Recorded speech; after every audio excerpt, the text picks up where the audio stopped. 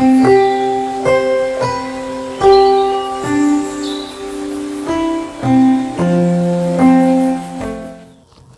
नाम डॉक्टर पंखुड़ी अग्रवाल है। मैं कानपुर में ईएनटी स्पेशलिस्ट हूँ और आज जिस विषय पे हम बात करेंगे वो कान का दर्द। कान दर्द की वजह कई सारी हो सकती हैं। जो अमूमन तौर पे देखी जाती हैं वो है कान में मैल। कान में मैल जो है लोगों को लगता है कि ये जाके लोग बाहर जाके इसको सफाई कराते हैं, लेकिन मैं आपको ये बताना चाहूँगी कान में ईयर वैक्स जो होता है वो एक नेचुरल प्रोसेस है, एक नेचुरल क्लीनिंग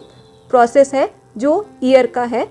जो है, और इसको लगातार आपको खुद से साफ़ करने की ज़रूरत नहीं है और ना ही जाके सड़क पे जो लोग साफ़ करते हैं उनसे साफ़ कराने की ज़रूरत है। इसकी ये खुद से ही जो नेचुरल क्लीनिंग, जैसे मैंने बताया, नेचुरल क्लीनिंग मैकेनिज़्म है और लुब्रिकेंट का काम करता है ईयर में, तो ये कुछ दिनों बाद खुद ही गिर जाता है। तो इसको आपको खुद से साफ़ करने की ज़रूरत नहीं है। लेकिन अगर ये जम रहा है और बहुत ज़्यादा आपको लग रहा है कि कान भारी लग रहा है, कान में सुनाई देने में दिक्कत हो रही है और इसकी वजह से कान में दर्द हो रहा है, जो अमूमन तौर पे कान में दर्द ईयर वैक्स की वजह से बच्चों में देखा जाता है, तो इसके लिए आप डॉक्टर को दिखाएं जो ये आपके कान का मैल है उसको मुलायम करने के लिए दवा लिखेंगे। जब ये ईयर वैक्स मुलायम हो जाएगा तब वो डॉक्टर ही सफ़ा करेंगे। तो मैं सलाह देना चाहूँगी कि आप इसको खुद से साफ़ ना करें और नहीं किसी पे, अगर बाहर जो सड़क पे ऐसे साफ़ कर रहे होते हैं उनसे सफाई करें।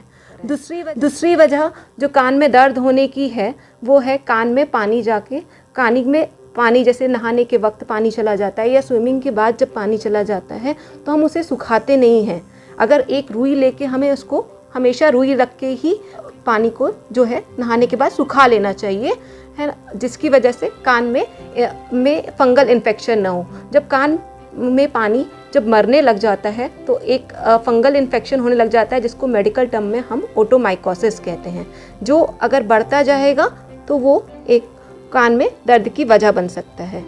तीसरा जो वजह है कान में दर्द होने की जो है वो होता है जब आपको आजकल सर्दियों का मौसम है, नाक बंद होना, खराश होना, जिसकी वजह से नाक और बंद होने खराश होने की वजह से हमारे नाक, कान और गले को एक ट्यूब जोड़ती है जिसका नाम है स्ट्यूशियन ट्यूब, जो वेंटिलेशन का काम करती है। अगर हमारा नाक बंद रहेगा और गले में खराश रहेगी, जिसको हम कहते हैं अपर रेस्पिरेटरी ट्रैक्ट इन्फेक्शन, बार बार बना रहेगा, तो ये स्ट्यूशियन ट्यूब जो है ये ब्लॉक होने लग जाती है और कान के पीछे के पर्दे के पीछे जो है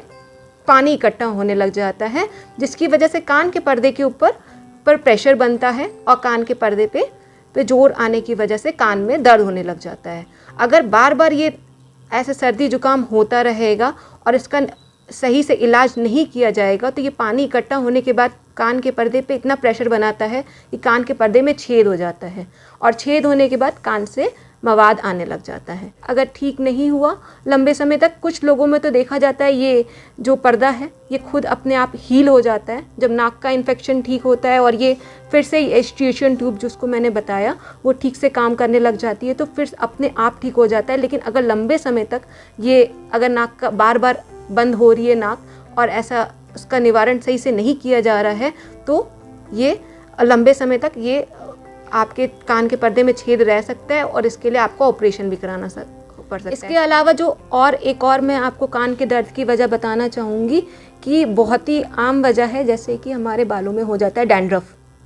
जो डैंड्रफ है वो जब वो गिरता है तो हमारे जो ईयर की स्किन है उसको भी इन्फेक्ट करता है और ईयर कैनाल, जो आगे की कान के पर्दे के आगे की कैनाल होती है, उसमें भी इन्फेक्शन करता है। और जब अगर उसका डैंड्रफ का इलाज ना किया जाए तो ये ओटाइटिस एक्सटर्ना कर सकता है। ओटाइटिस एक्सटर्ना मतलब आगे के कान के ईयर कैनाल का इन्फेक्शन जो है वो होने की वजह से जो है उसमें सूजन आ सकती है और कान के पर्दे में बहुत ज़्यादा कान में दर्द हो सकता है। तो इसके लिए हमें फिर तुरंत डॉक्टर के पास जाना पड़ेगा और इसका इलाज लेना बहुत ज़रूरी है। तो अपनी साफ़ सफाई रखना बहुत ज़रूरी है, नहीं तो कान में दर्द भी हो सकता है। तो बालों की भी जो कान के आसपास के अंग हैं, जैसे नाक हो गया, गला हो गया, तो इन सब को भी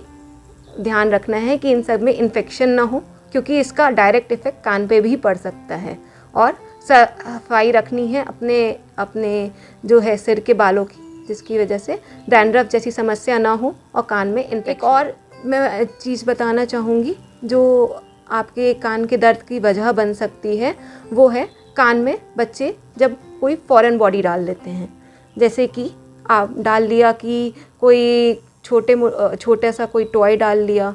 कोई जो अनार का दाना हो गया,